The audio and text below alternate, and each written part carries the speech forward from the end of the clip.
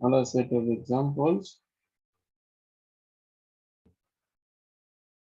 We are continuing with example 2.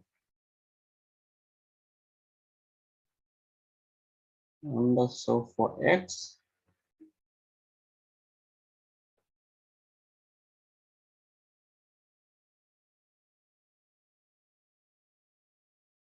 a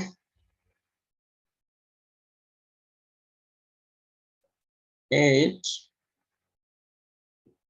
sine squared x minus 6 sine x plus 1 is equal to 0. Now this is a quadratic in nature because it has a squared, the not squared, and plus a constant, which is how a quadratic looks like. Now,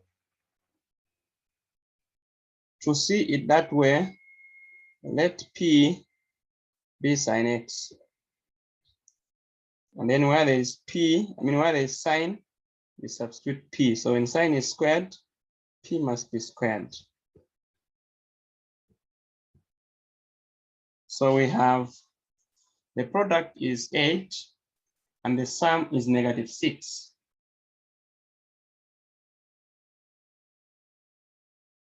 So what does that mean? It means that the factors are -4 and -2 is equal to 0.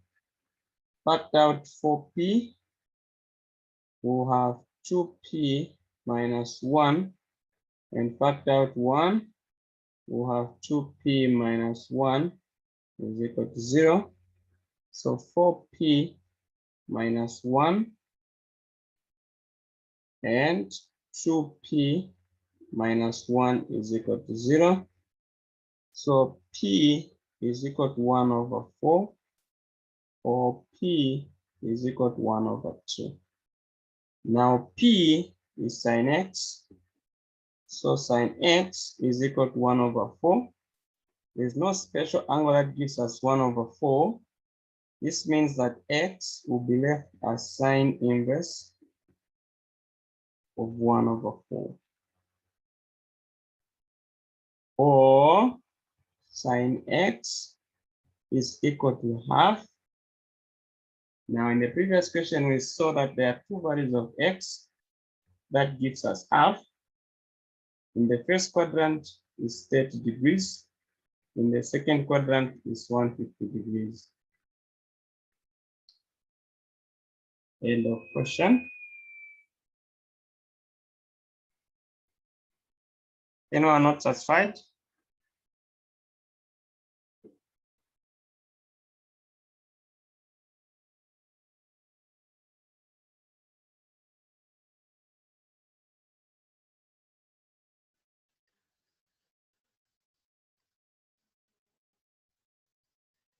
Sir, Hello. sine x you put p or what? Hello?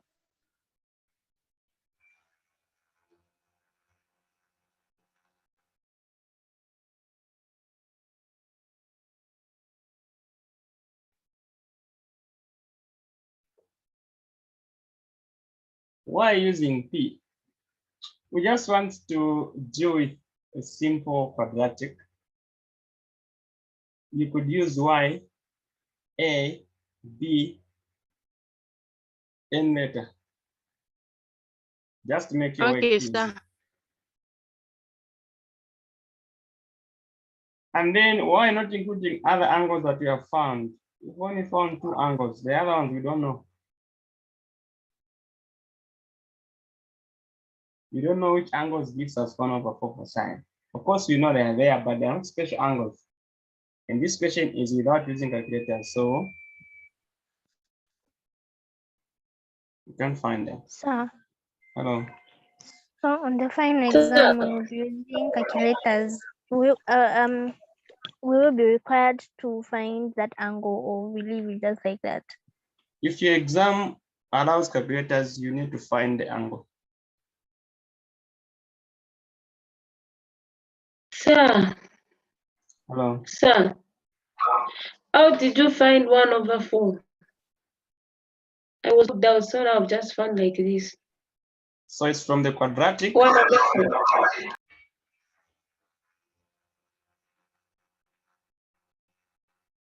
So we're saying 4p minus 1 is 0, or 2p minus 1 is 0. This means that from here p is equal to 1/4, and from here p is equal to 1/2. But we assumed p to be sine. So we get back to saying p is sine. So wherever there's p, we substitute sine. So I have a question. So someone asked why you are not choosing coterminal angles. I didn't get the response. For this question,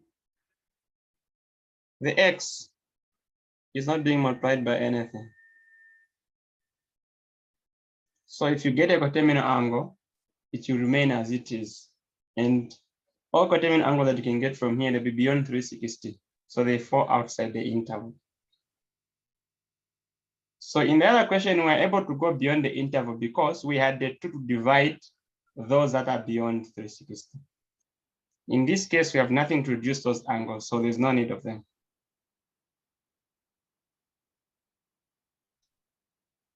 Okay, thank you. Another one.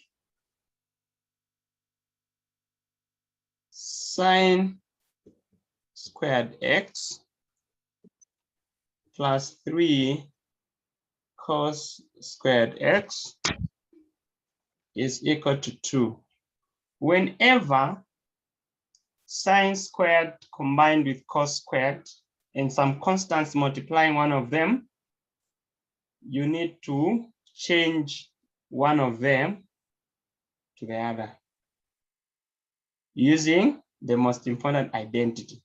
So in this case, we can decide to change sine to cos 1 minus cos squared x. This is the same as sine. Plus 3 cos squared x is equal to 2. So this one can be taken the other side.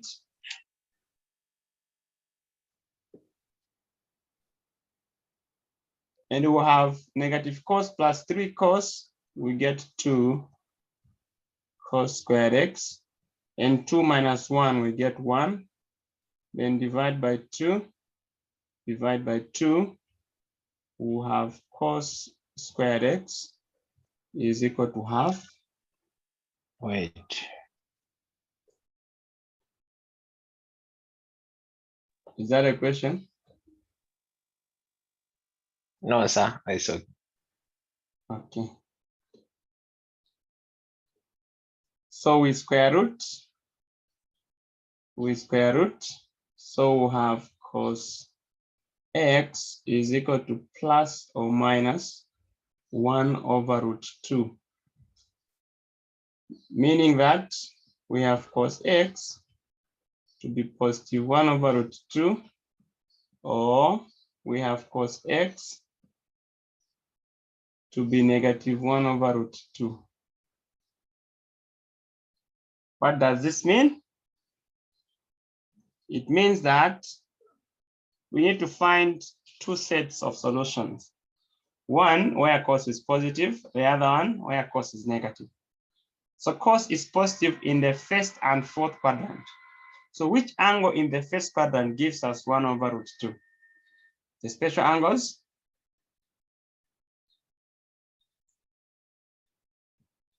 $45.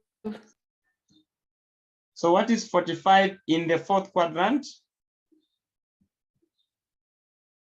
315. For the negative, what is 45 in the second quadrant?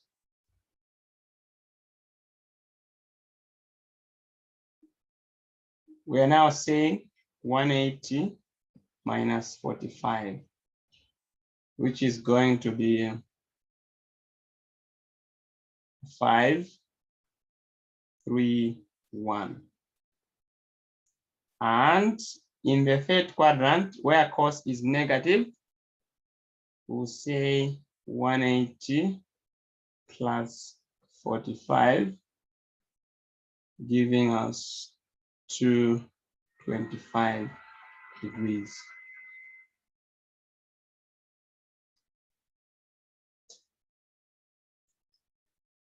So we have 4 solutions.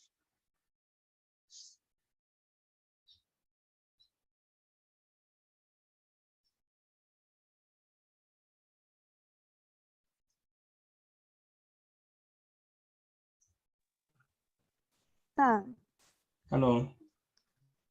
I remember a situation where you subtract the number that you find from 180 in the third quadrant.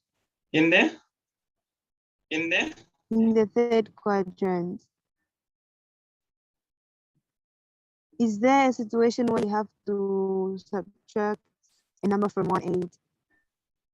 Like maybe you get 260, then if it's in the third quadrant, then you say 260 minus 180.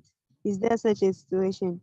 in the third quadrant, yes, we say x minus 180. Oh, yes. Yes, so now this time we're adding. Because what we have, what we are looking for is x, and what we have is theta. Mm, Yes. so theta is from x. So x is going to be theta plus 180.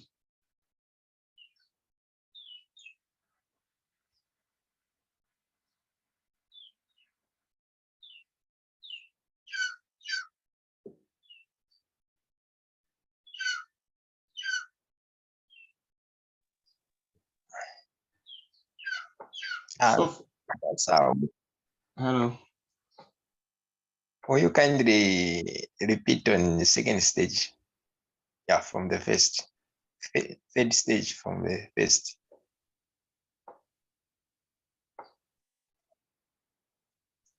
Third meaning here. Yes. So if you have 2 cos squared x is equal to 1, we are solving for cos. So first thing you do is you divide the 2. And then you remain with cos squared. You are solving for cos. So you square root it so that you have cos.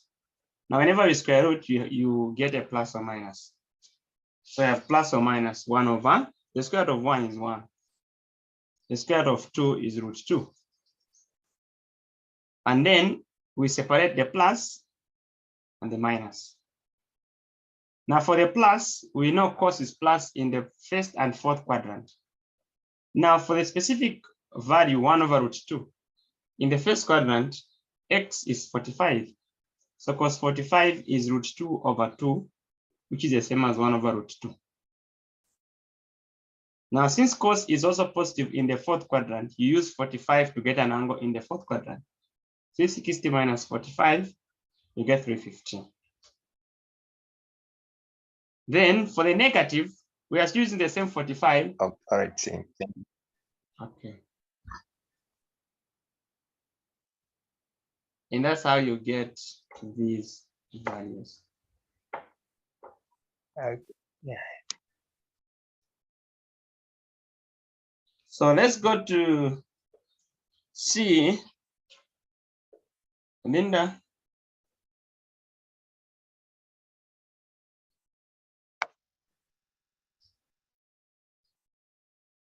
So I've got a question. Okay. For that one now finding for the third quadrant 45. What if you said 270 minus 45? Is it okay? It's not okay. Huh? It's not okay. We only use the angles But that are you find it. attached to the x-axis. We find it by coincidence. All right, sir. Thank you.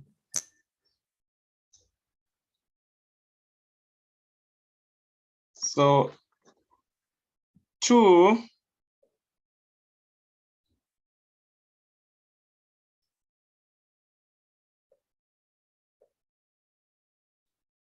find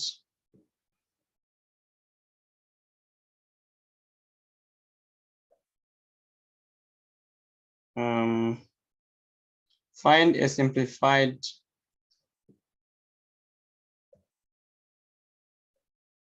expression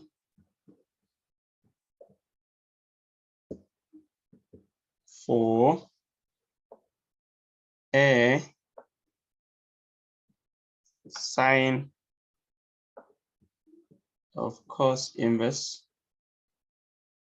x over 5.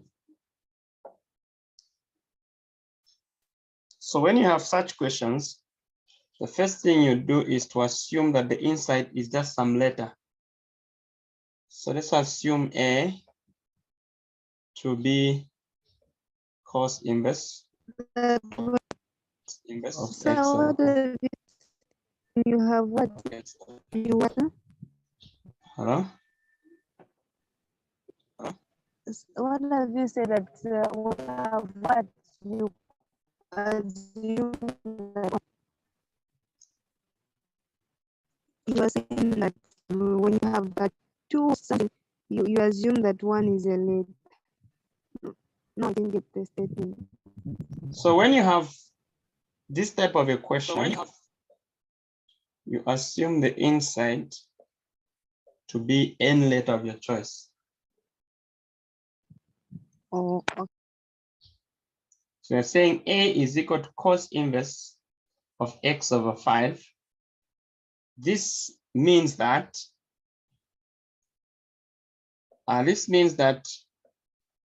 cos A is equal to x over 5.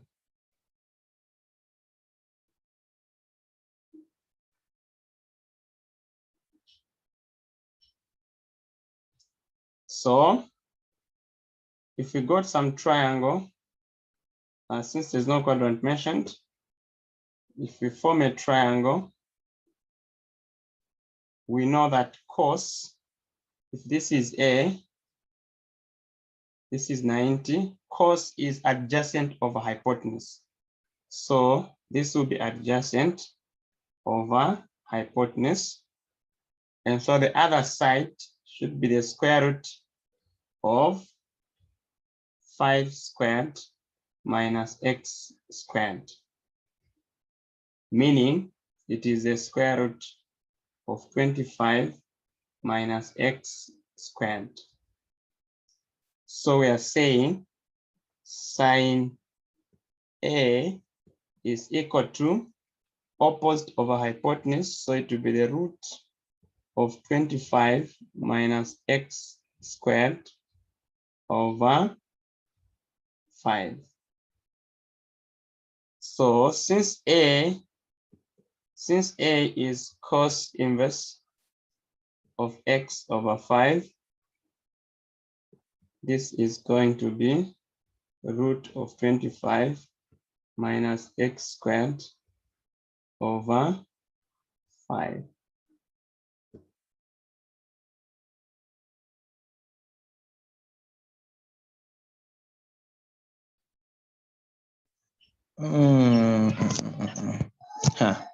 So Simply say, if you have cos sine inverse of 3 over 5. Sir, can you Hello? please re-explain the first one before we move on? Okay, I want to explain now using numbers so that you won't be confused. So you let A to be the inside, sine inverse of 3 over 5. But we know that when there is an inverse, it means that initially it was sine A is equal to 3 over 5.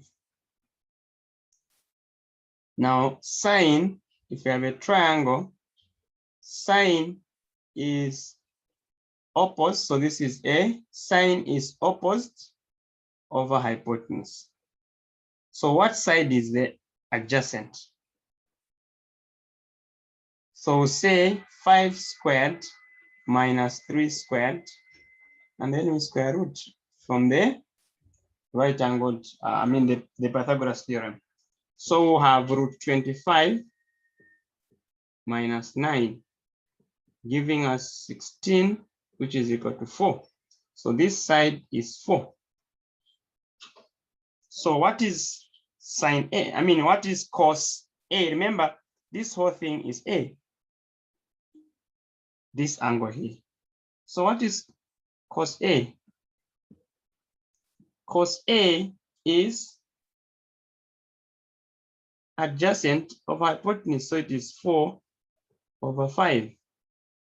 But we said from the beginning that A is sine inverse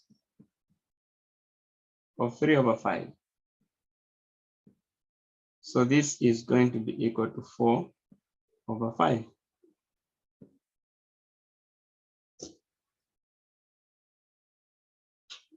That's the meaning of A.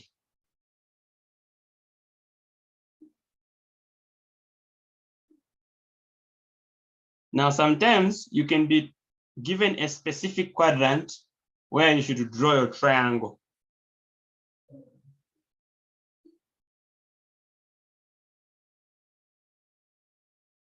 Because we know that sine, in this case, sine is positive in the first and second quadrant.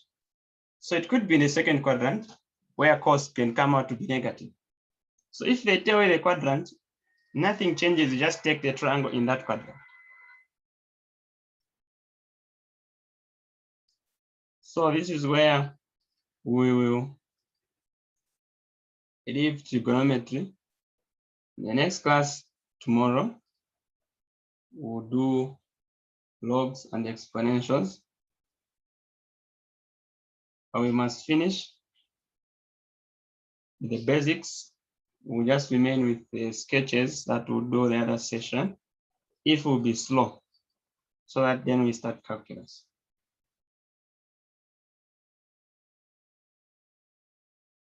End of class.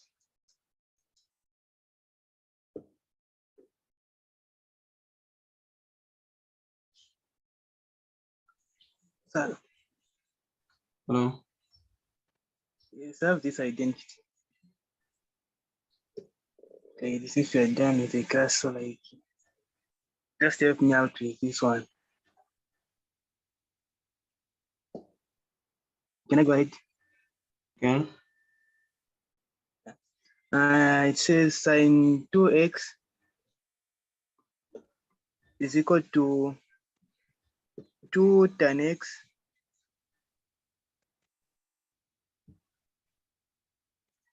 over 1 plus tan 2x.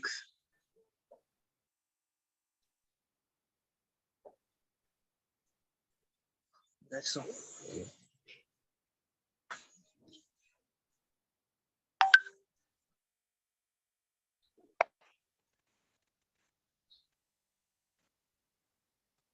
Okay, so this identity had it has an error on the right, so it cannot come out.